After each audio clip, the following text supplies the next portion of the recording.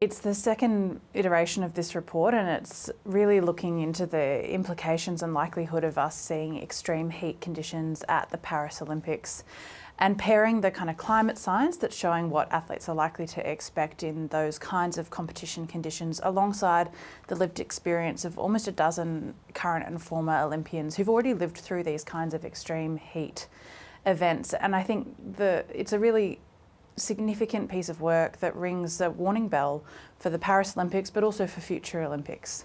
And as you touched on, Emma, this report, it follows up from the previous Rings of Fire report, which was about the 2021 Tokyo Olympics, which were the hottest Olympics on record.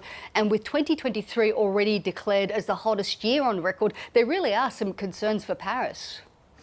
Yeah, and I think it's really important that we keep in mind that, you know, one of the reasons we love watching the Olympics is because it's kind of the peak of human endurance and excellence, and what we're used to seeing is athletes pushing themselves in extreme conditions. But what we're seeing now with global warming is that those conditions are really pushing the envelope and starting to become unsafe. And so we saw in the report, you know, athletes like Daniil Medvedev talking about the risk of athletes dying, Yusuke Suzuki, who was at the time of the Tokyo Olympics should have kind of been Japan's top contender in the race walk, who was unable to compete after sustaining a heat stress injury.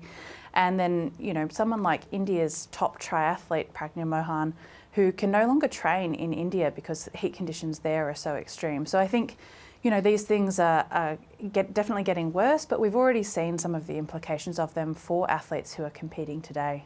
And there are some prominent names in this latest report, including Lord Sebastian Coe, who's the president of World Athletics, and it highlights his concerns. But what are the key recommendations? Yeah, so there is a lot that we can do. I mean, obviously, the best and most important thing for us to do is to really be cutting carbon emissions and making sure that we're slowing the rate of climate change and even starting to reverse that. But in the meantime, there are some really significant things that sports governing bodies can do. And we're seeing them start to take some of those on. You know, in Tokyo, we saw a lot of the endurance events being moved out of Tokyo and up to Sapporo, where it's a lot cooler. I think we can expect to see that at Paris and at future Olympics. Those kinds of considerations around scheduling, around things like fit-for-purpose heat policies, how our athletes are preparing and recovering, increasing water breaks, those sorts of things I think we can expect to see.